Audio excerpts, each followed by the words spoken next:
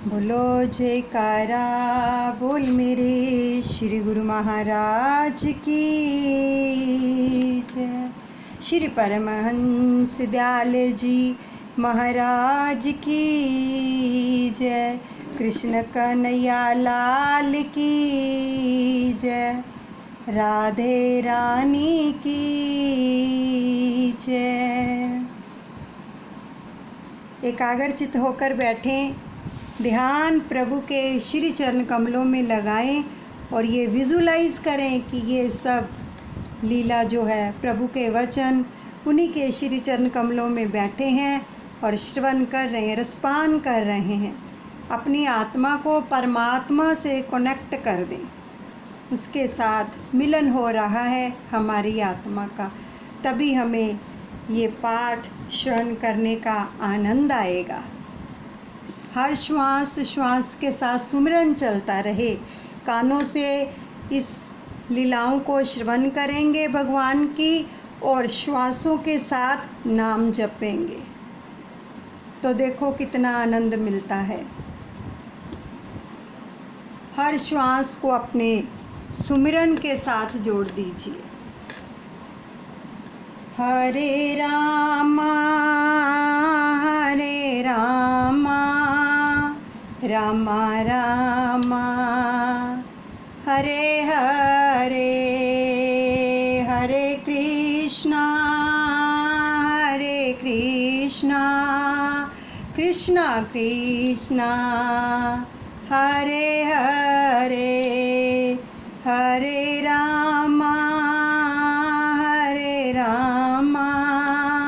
रामा रामा हरे हरे, हरे कृष्णा कृष्णा कृष्णा हरे हरे। अपने सतगुरुदेव भगवान के चरणों में प्रणाम कीजिए, उनका शुक्रिया अदा कीजिए कि उन्होंने ये सुंदर सुअवसर प्रदान किया है हम सबको प्रभु की लीलाओं को रसपान करने का। और आशीर्वाद चाहते हैं, प्रभु अनुचित क्षमा कीजिएगा, जैसे भी हैं हमें स्वीकार कीजिए। अब आगे का प्रसंग श्रवण करते हैं, आगे की लीलाओं का रसपान करते हैं। कल हमने जो पाठ श्रवण किया था कि एक महात्मा के पास जो थी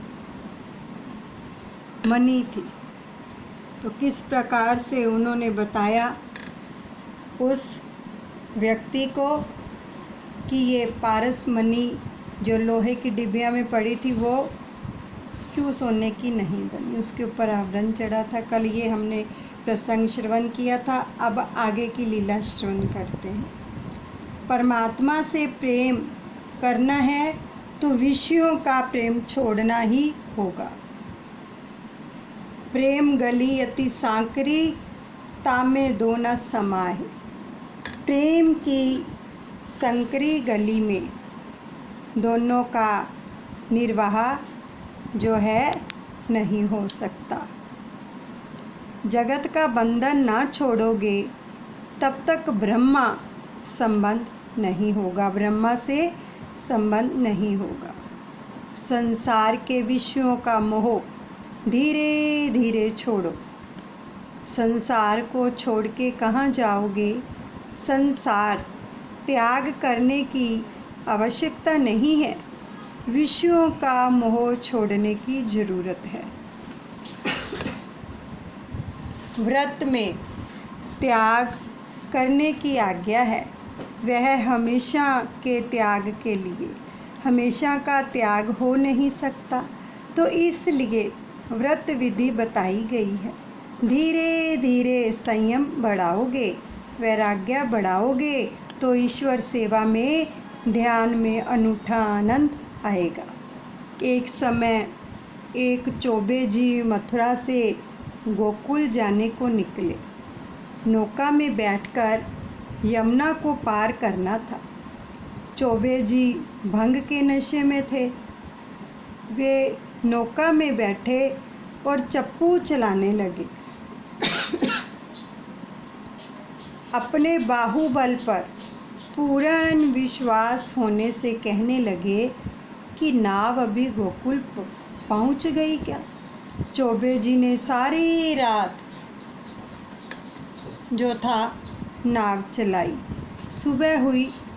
चौबे जी सोचने लगे कि यह मथुरा जैसा कौन सा गांव है। आया, किसी से पूछा कि यह नौका जो है वहीं पर खड़ी थी। उनको पता नहीं था, नशे की धुन में खाली चप्पू चलाए जा रहे थे, लेकिन नौका की रस्सी नहीं खोली उन्होंने। और पूछा कि यह कौन सा गांव है। उत्तर मिला कि मथुरा है। वही विश्राम घाट और वही मथुरा। नशा उतरने पर चौबे जी को अपनी मूर्खता का भान हुआ। चौबे जी ने सारी रात नाव चलाई, किंतु नाव तो रस्सी के जरिए घाट से ही बंधी हुई थी। नशे के अवसर से वे नाव खोलना ही भूल गए थे और सारी रात चलाने पर भी वहीं के वहीं रह गए। यह कथा हंसने के लिए नहीं कही गई है, मत हंसो। यह अवस्था चौबे जी की नहीं, हम सबकी है। सभी इंद्रिय सुख के नशे में चूर हैं। जीव को इंद्रिय सुख भोगने का नशा चढ़ गया है। स्पर्श सुख का, संसार के विषय सुख का नशा चढ़ा हुआ है। धन के नशे में मनुष्य जो है मंदिर जाता है, वह नशे में होने के कारण ठाकुर जी का सच्चे मन से चिंतन नहीं करता, अतः उसे भगवान के दर्शन का आनंद नहीं होता। दुनिया के विषय सुंदर नहीं है, केवल परमात्मा ही सुंदर है। वासना रूपी डोरी से विषय से बंधी हुई इंद्रियों को छुड़ाना है। वासना किसी को आगे बढ़ने नहीं देती। वासना की डोरी को नहीं तोड़ोगे तब तक आगे बढ़ नहीं सकोगे। वासना रूपी डोरी से इस जीव की गांठ संसार के साथ बंधी हुई है, जो है उसे छोड़ना है। हृदय में कोई वासना नहीं रहेगी, तब भक्ति से आनंद मिलेगा। सर्वोत्तम वस्तु का भगवान को अर्पण करना ही भक्ति है। बिना वैराग्य के भक्ति रोती है। भोग भक्ति में बांधक है। संयम और सदाचार बढ़ाओगे तो भक्ति से आनंद मिलेगा। सुखी होना है तो संसार के विषयों के साथ ज़्यादा प्रेम मत करो। घर में ही वैराग्य की साधना करो। बिना वैराग्य के ज्ञान और भक्ति की शोभा नहीं है। ज्ञान और वैराग्य सहित भक्ति बढ़े तो ईश्वर का साक्षात्कार होता है। ज्ञान मार्ग में इंद्रियों का निरोध करना पड़ता है और भक्ति मार्ग में इंद्रियों को प्रभु मार्ग में ले जाना होता है। सुगंध लेने की इच्छा हो तो ठाकुर जी को फूल अर्पण करने के बाद उसकी श्वास लो। ठाकुर जी को, अपने गुरुदेव को फूल अर्पण करने के बाद उसकी श्वास यानी उसकी सुगंध लो, तो ब्रह्मा संबंध को सतत बनाए रखने से ही जीवात्मा का कल्याण होता है। वेद भी उसी वासुदेव भगवान का वर्णन करते हैं। उत्तमोत्तम तत्व अद्वैत तत्व है, जिसे श्री कृष्ण कहते हैं। लौकिक व्यवहार के ज्ञान में द्वैत है। ईश्वर के स्वरूप संबंधी ज्ञान में अद्वैत है। व्यवहार के स्वरूप का ज्ञान द्वैत भाव से भरा हुआ है। बहुत सुंदर वचन आ रहे हैं। जो भगवान का व्यवहार है उसके अंदर क्या है? ईश्वर के स्वरूप संबंधी जितना भी ज्ञान है हमें क्या सिखाता है? अद्वैत, यानी किसी के साथ भी द्वेष भावना मत रखो। देखो इसके ऊपर कितना जोर दिया गया है। इसी कारण जो है ठाकुर जी हृदय में विराजमान नहीं हो पाते हैं। लेकिन जो उन्होंने बोला कि संसार का व्यवहार है वो द्वैत से भरा हुआ है। हमारे मन, विचार, वाणी, व्यवहार सब द्वैत से भरा हुआ है। तो व्यवहारिक ज्ञान में ज्ञाता और ज्ञेय भिन्न भिन्न है। परमात्मा का ज्ञान होने पर ज्ञाता और ज्ञेय एक बनते हैं।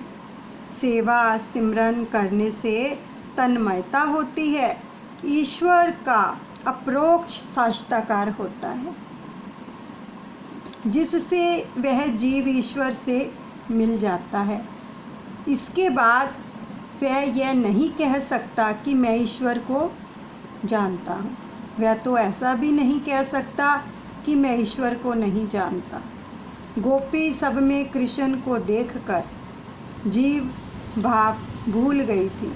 लाली मेरे लाल की जित देखूं तित लाल, लाली देखन मैं गई तो मैं भी हो गई लाल।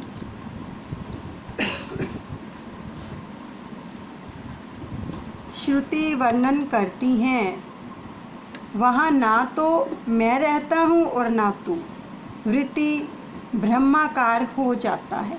श्री कृष्ण के स्वरूप का जिसे अच्छी तरह से ज्ञान होता है वह ईश्वर से अलग नहीं रह सकता। सब में ईश्वर का ही दर्शन करने वाला स्वयं भी ईश्वर ही बन जाता है। जीव भाव ना जाए तब तक अपरोक्ष अनुभव नहीं होता। इस प्रकार अद्वैत का ज्ञान बताया है। जीव और ब्रह्मा का अद्वैत पीछे सिद्ध होगा। उससे पहले जीव और गुरु का अद्वैत होना चाहिए। मन में से एक होना है, शरीर से नहीं। शुद्ध ब्रह्मा माया के संसर्ग के बिना अवतार नहीं ले सकता। 100 टंच का सोना नरम होता है कि उसमें जेवर की गढ़ाई यानी कि बनावट नहीं हो सकती। हार गढ़ना हो तो उसमें दूसरी धातु मिलानी पड़ती है। इसलिए परमात्मा भी माया का आश्रय लेकर प्रकट होते हैं, परंतु ईश्वर को यह माया बाधक नहीं होती, जीव को माया बाधक होती है। योगी जिसे परमात्मा कहते हैं, उस परमात्मा से जो मिलता है वह जीव कृतार्थ होता है। भगवान के प्रति प्रेम बढ़ाना हो तो भगवान के अवतारों की कथा सुनो। परमात्मा के 24 अवतारों की कथा है। धर्म की स्थापना करने और जीव का उद्धार करने को परमात्मा अवतार धारण करते हैं। ठाकुर जी का अवतार तुम्हारे घर में होना चाहिए, मंदिर में नहीं। देखो कितने सुंदर वचन है। मानव शरीर यह घर है। ये जो मानव का शरीर है ये प्रभु का घर है, इसके अंदर अवतार होना चाहिए। भागवत में मुख्यतः कृष्ण कथा करनी है, परंतु यह कथा आखिर में आती है कि भगवान के अवतारों की कथा सुनने से जीव सुधरता है, जीवन सुधरता है। भगवान के सारे धर्म जीव में उतर आए, यही अवतार हुआ। तीसरे अध्याय में 24 अवतारों की कथा संक्षेप में कही गई है। पहला अवतार सनंत कुमारों का, वह ब्रह्मचर्य का प्रतीक है। सब धर्मों में ब्रह्मचर्य पहले आता है। ब्रह्मचर्य के सिवा मन स्थिर नहीं रहेगा। ब्रह्मचर्य से मन, बुद्धि, चित्त, अहंकार पवित्र होते हैं। ब्रह्मचर्य का पालन करने से अंतःकरण शुद्ध होता है। पहला कदम है ब्रह्मचर्य। दूसरा अवतार 12 का है। 12 अर्थात श्रेष्ठ दिवस कौन सा? जिस दिन सत्कर्म हो वह दिन श्रेष्ठ सत्कर्म में लोभ विघ्न करने आता है और लोभ को संतोष से मारो।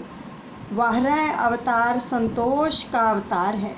प्रापक स्थिति में संतोष मानो, लोभ को मारकर प्रभु जिस स्थिति में रखे उसी में संतोष मानो। यह 12 अवतार का रहस्य है। तीसरा अवतार है नारद जी का। यह भक्ति का अवतार है। ब्रह्मचर्य का पालन करें और प्राप्त स्थिति में संतोष माने, उसे नारद अवतार भक्ति मिले। नारद जी भक्ति के आचार्य हैं। चौथा अवतार है नर नारायण का। भक्ति मिले तो उससे भगवान का साक्षात्कार होता है। भक्ति द्वारा भगवान मिलते हैं, परंतु भक्ति ज्ञान और वैराग्य बिना होगी तो दृढ़ नहीं होगी। भक्ति ज्ञान और वैराग्य सहित होनी चाहिए। भक्ति में ज्ञान और वैराग्य की ज़रूरत है। वैराग्य का मतलब है कि प्रभु से वैराग्य होना चाहिए, तभी प्रभु से प्रेम होगा। उसको हम याद करेंगे, अपने मंदिर में बैठेंगे, कभी बैठे बैठे मन में उनकी याद करते करते इन आँखों से अश्रुधारा बह निकले, उसको याद करते करते।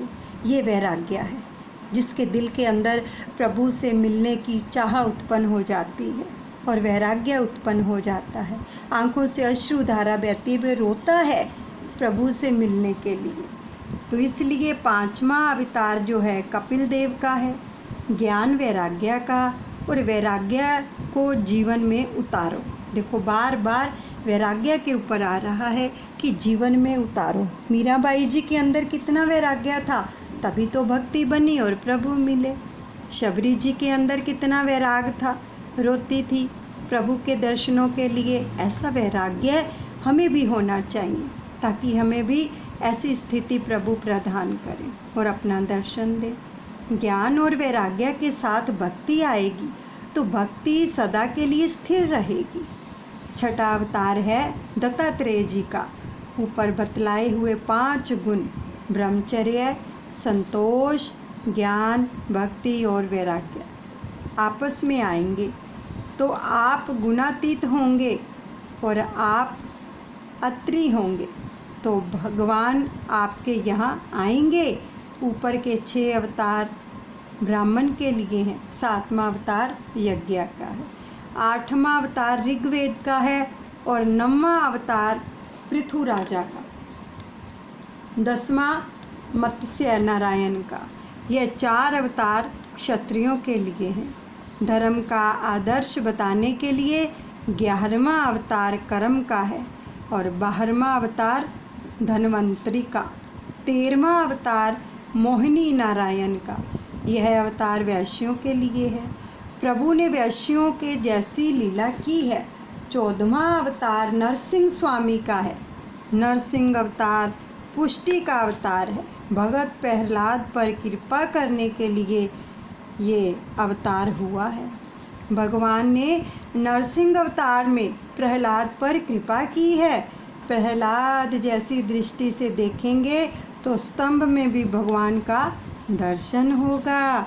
ईश्वर सर्वव्यापक है, ऐसा केवल बोलो नहीं, उसका अनुभव करो, फिर तुमसे पाप नहीं होगा।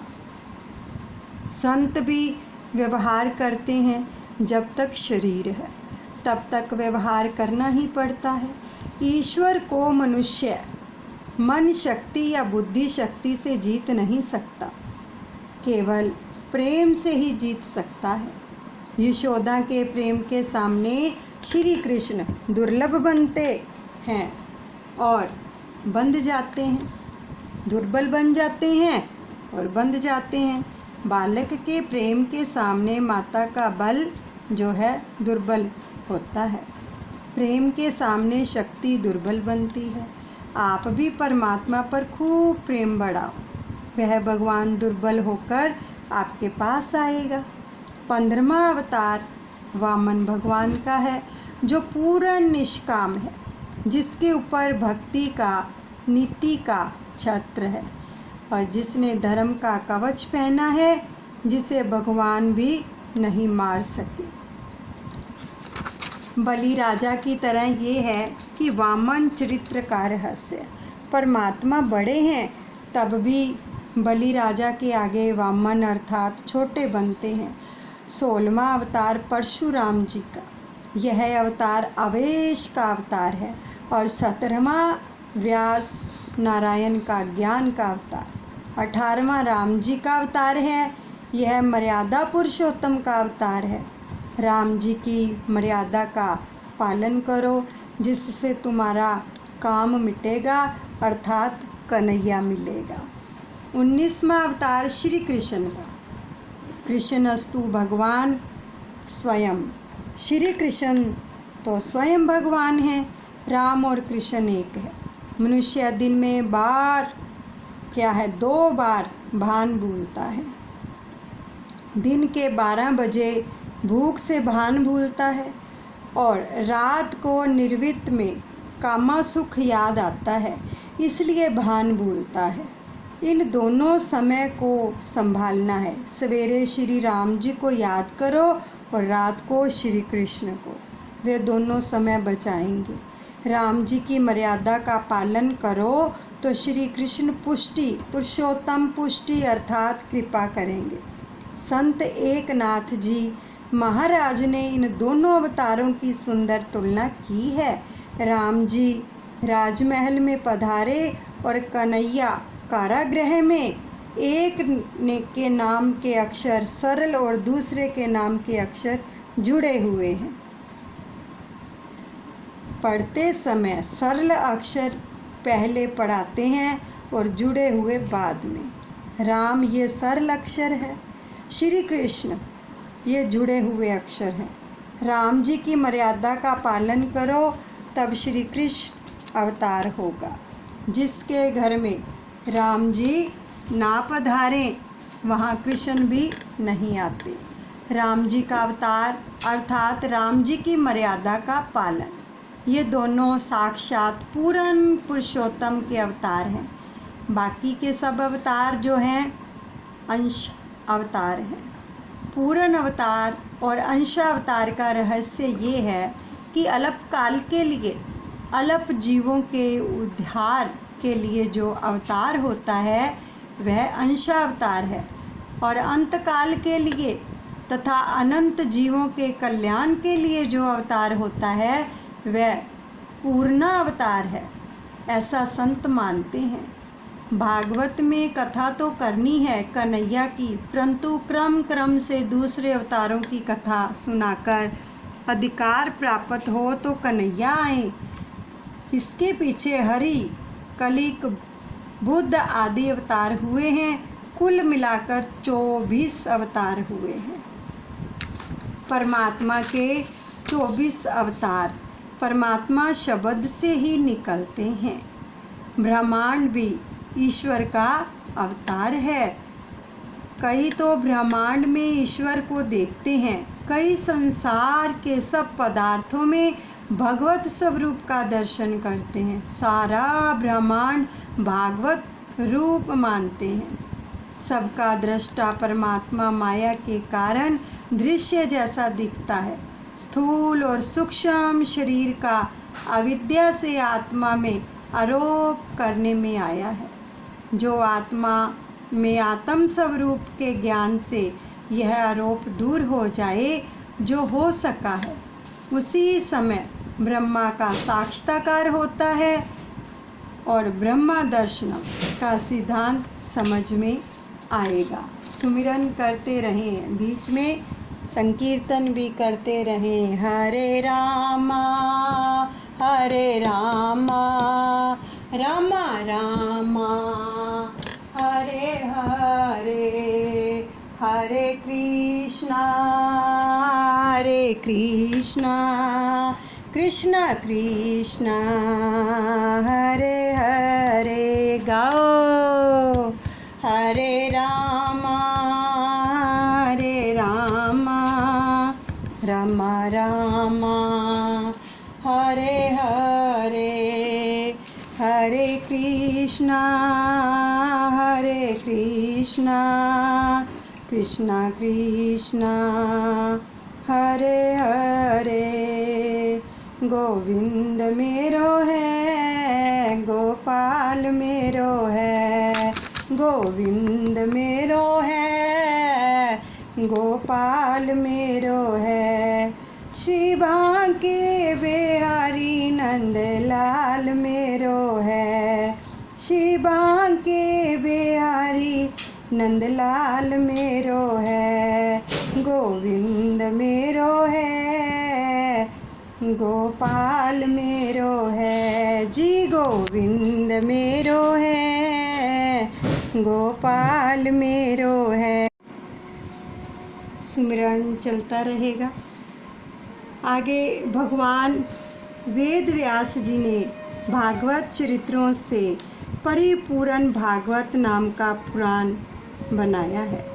भगवान श्री कृष्ण धर्म ज्ञान आदि सहित सब धाम पधारे तो इस कलयुग में अज्ञानी रूप अंधकार से लोग अंधे हुए। उस समय भागवत पुराण प्रकट हुआ। यह पुराण सूर्य रूप है। शुकदेव जी ने राजा परीक्षित को यह कथा सुनाई। उस समय मैं वहाँ हाजिर था। यथामति यह पुराण कथा मैं आपको सुनाता हूँ।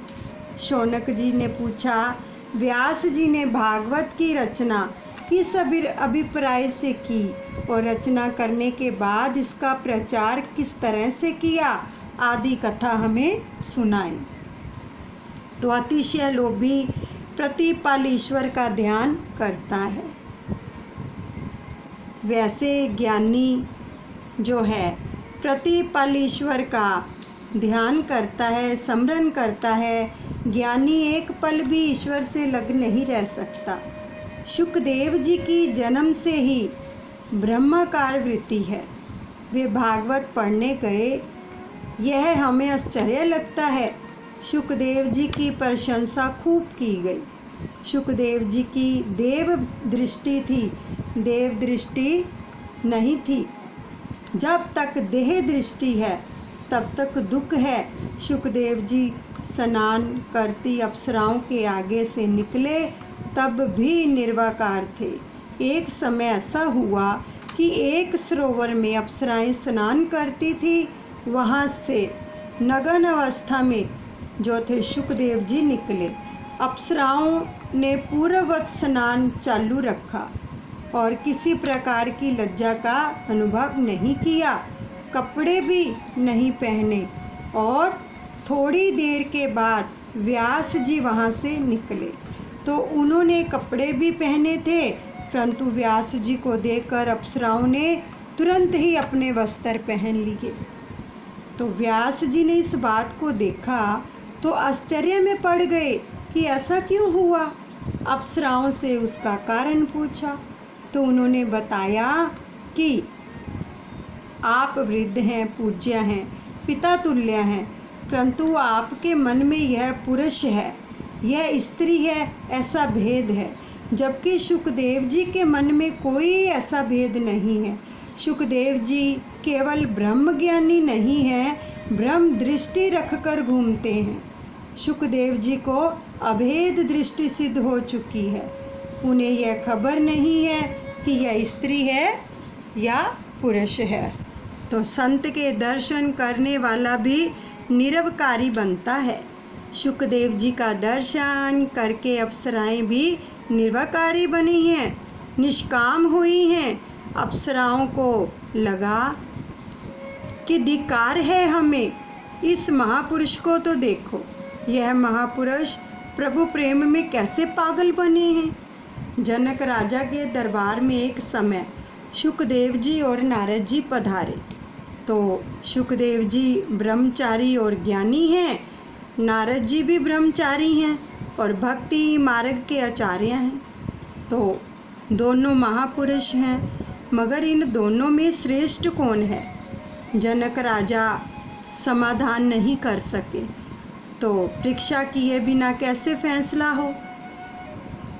जनक राजा को रानी सुनैना ने निश्चय किया कि मैं दोनों की परीक्षा करूंगी। तो सुनैना रानी ने दोनों को अपने घर बुलाया और झूले पर बिठाया। तो इसके बाद सुनैना रानी श्रृंगार सज के आई और झूले पर उन दोनों के बीच में बैठ गई।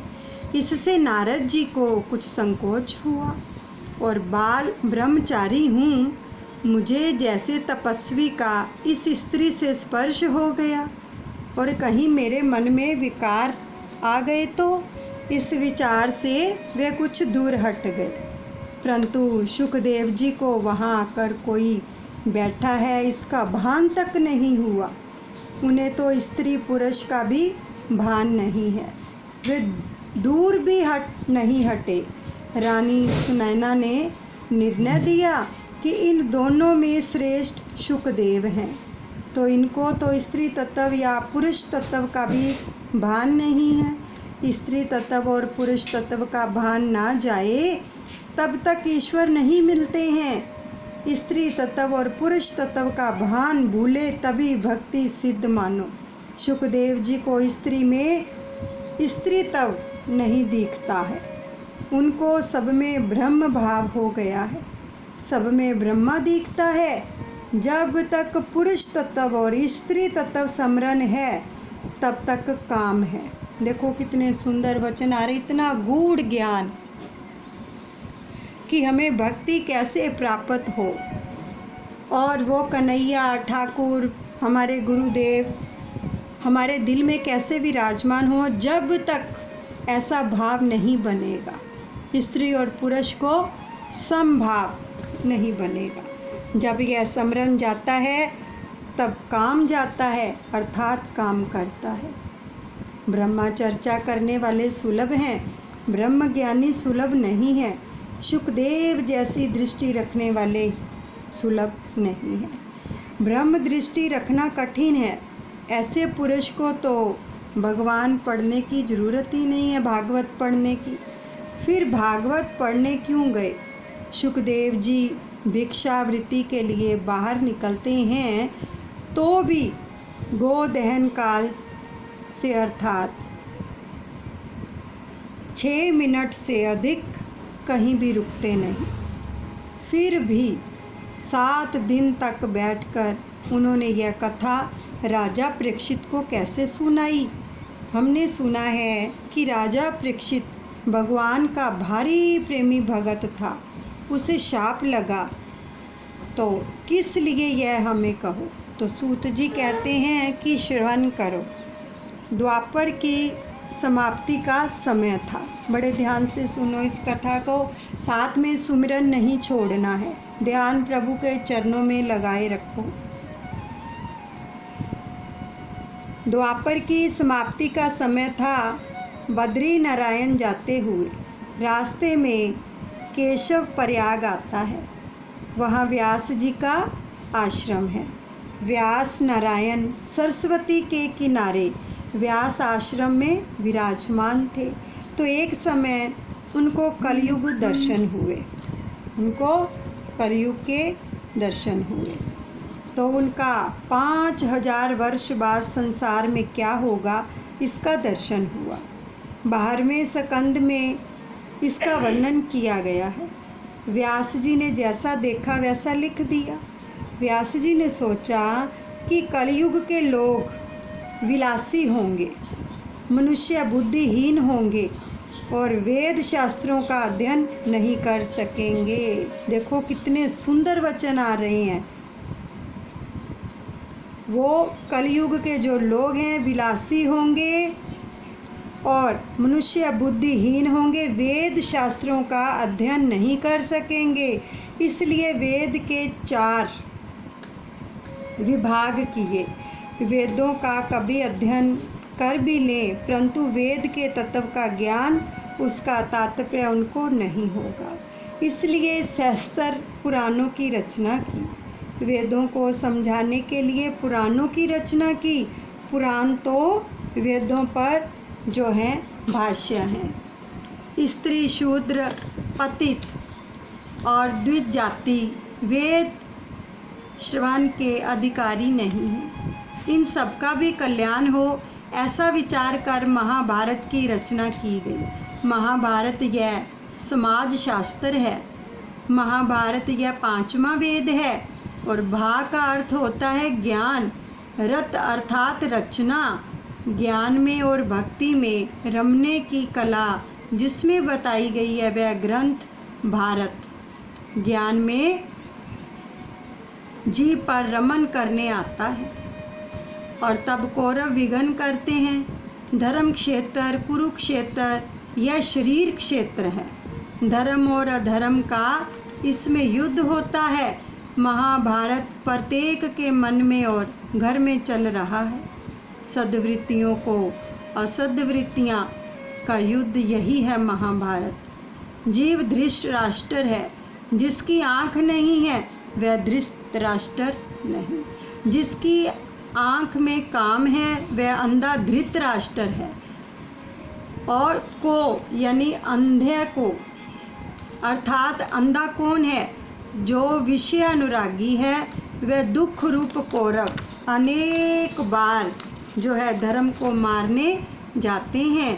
तो युधिष्ठिर और दुर्योधन रोज लड़ते हैं। दुर्योधन आज भी आता है प्रभु भजन के लिए। सवेरे ठाकुर जी 4 बजे जगाते हैं। धर्मराज कहते हैं कि उठो और सत्य कर्म करो, परंतु दुर्योधन आकर कहता है पिछले प्रहर की मीठी नींद आ रही है, सवेरे उठने की क्या ज़रूरत है, तू अभी आराम कर, तेरा क्या बिगड़ता है। धर्म और अधर्म इसी प्रकार अनादि काल से लड़ते चले आ रहे हैं।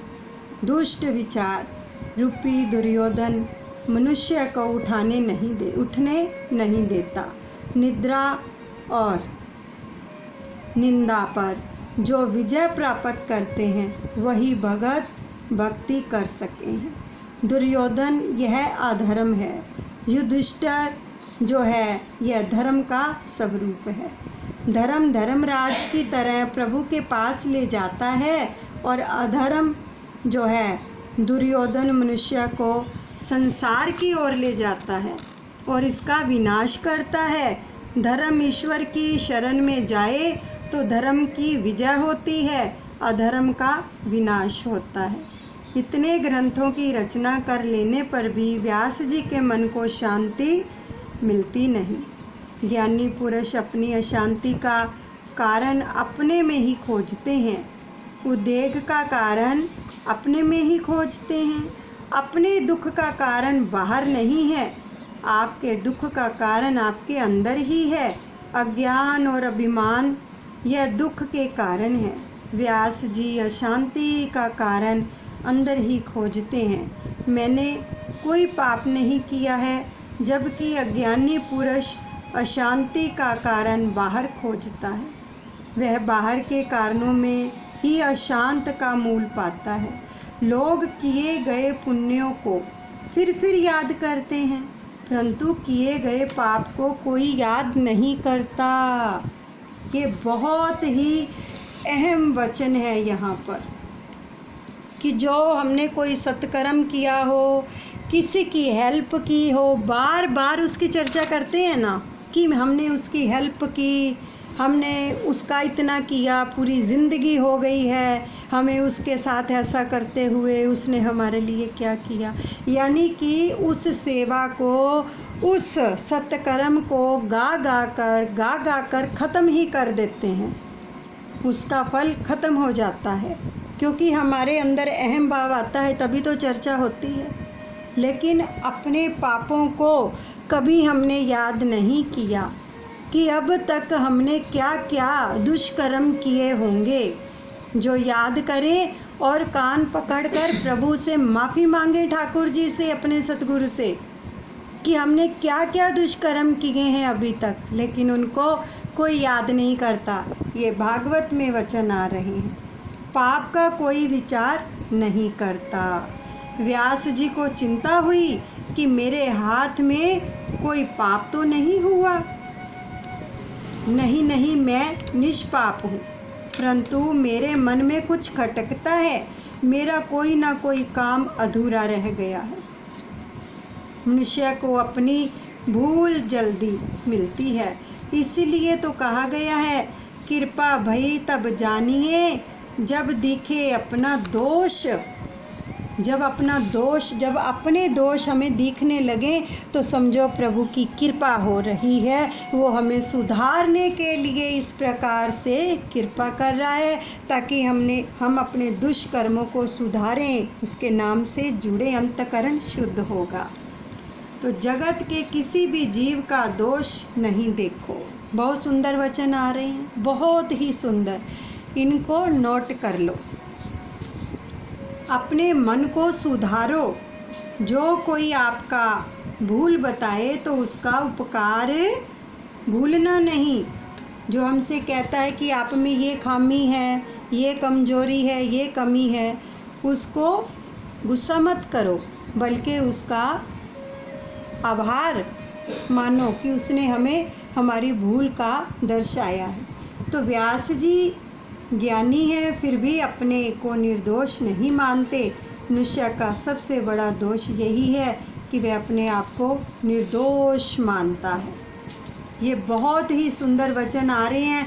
ये घर गृहस्थी के लिए भी हैं कि हमारे घर के अंदर कभी कोई दोषारोपण कर देता है तो हम उसकी सफाई देने के लिए, एक्सप्लेनेशन देने के लिए कितना कुछ करते हैं, जी जान लगा देते हैं, है ना। तो ये कभी नहीं कहते कि हम दोषी हैं। तो भागवत महापुराण में आ रहा है कि अपने आप को निर्दोष मत मानो। निर्दोष एक परमात्मा ही है। ब्रह्मा जी की जो सृष्टि गुण दोषों से रहित नहीं है। दैवी दृष्टि और आसुरी सृष्टि अनादिकाल से चली आ रही है। व्यास जी सोचते हैं कि मुझे कोई संत मिले जो मेरी भूल मुझे दिखाए।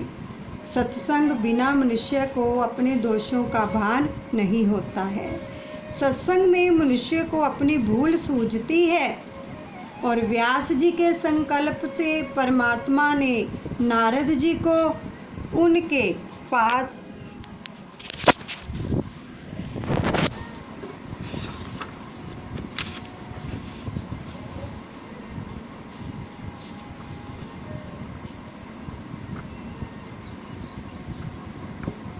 जाने की प्रेरणा दी।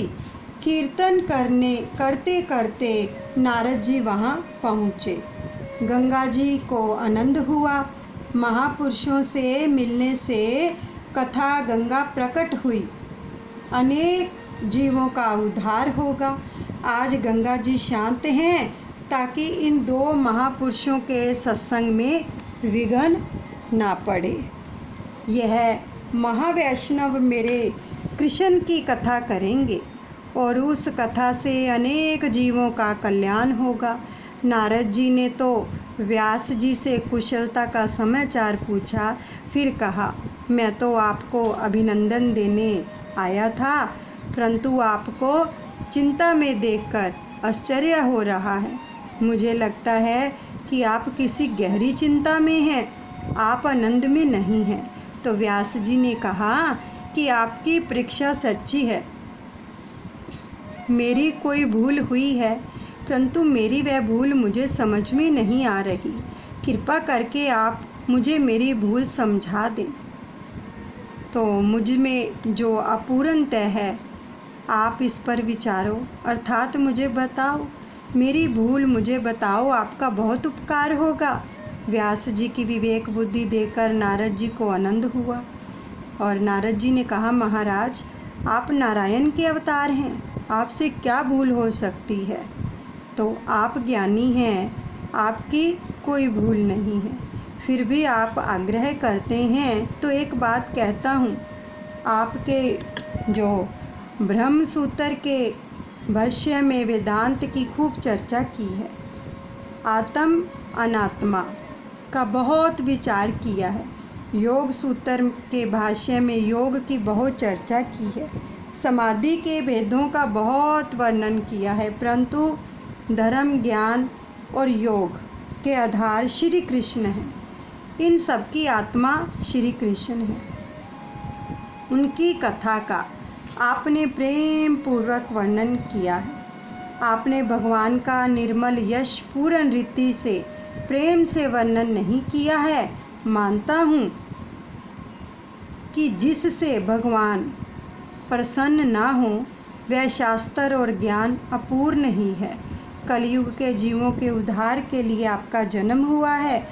आपके इस अवतार का कार्य अभी तक आपके हाथ से पूरा नहीं हुआ, इसलिए आपके मन में खटका है। ज्ञानी पुरुष भी परमात्मा के प्रेम में पागल ना हो जाए तब तक उसको आनंद मिलता नहीं। प्रभु मिलन के लिए जो आतुर नहीं होता उसका ज्ञान किस काम का। कलयुग में भोगी जीव आपका ब्रह्म सूत्र आदि नहीं समझ सकेंगे। कलयुग के विलासी मनुष्य आपके गहन सिद्धांत किस प्रकार समझ सकेंगे। आपने तो योग आदि की खूब चर्चा की है, परंतु भगवान की लीलाओं और कथाओं का आपने प्रेम से विस्तार पूर्वक वर्णन नहीं किया है। प्रेम रहित ज्ञान की शोभा नहीं है। परमात्मा जिसे अपना मानते हैं उसी को ही अपना असली स्वरूप दिखाते हैं। परमात्मा ने अपना नाम तो प्रकट रखा है, परंतु अपना स्वरूप छिपा रखा है। जब परमात्मा के अपने प्यारे भगत उसकी बहुत भक्ति करते हैं, तब परमात्मा उनको अपने स्वरूप के दर्शन कराते हैं। सामान्य मनुष्य भी जहाँ प्रेम होता है वहाँ अपना स्वरूप प्रकट करता है। बाहर के मनुष्य को देखने पर कोई दिल खोलता नहीं है। जिसके लिए प्रेम होता है उसी को तो बिना पूछे सब बता देता है। मनुष्य परमात्मा के साथ प्रेम नहीं करता, इसलिए वह प्रभु का अनुभव नहीं कर पाता। बड़ा ज्ञानी होने पर भी जब तक वह परमात्मा से प्रेम नहीं करता तब तक उसे परमात्मा का अनुभव नहीं होता। जूतों से, कपड़ों से, पैसों से प्रेम करता है वह कोई ज्ञानी कहलाता है। आज कल लोग पुस्तकें पढ़कर ज्ञानी बन जाते हैं, उनको गुरु की सेवा नहीं करनी पड़ती, उनको ब्रह्मचर्य पालन की ज़रूरत नहीं लगती।